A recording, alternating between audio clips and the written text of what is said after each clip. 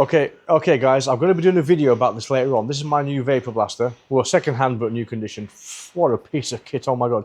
This thing is going to save me hours. And I've not even finished testing it yet.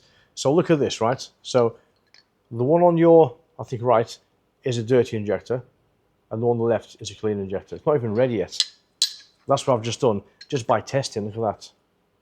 Look at the difference in those, right? Fantastic, what a piece of kit.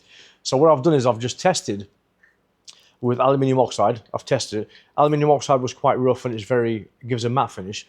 And then I've put my glass beads in, and the glass beads give a much better finish, but they take a lot longer to do. So depending on what I'm using, depending on the state of the injector, I'll use different media. It's just a faff changing in between. But my God, what a machine. That's going to save me hours. Tell you, if you look at my CRX videos, I'm going to restore these bits so much quicker now. It's going to save me hours and hours. So yeah, that's my machine, guys. Perfect little thing. Expensive, but so worth it, honest to God. I'll do a proper review on it later on. It is my Vapour Home in Minimax 500.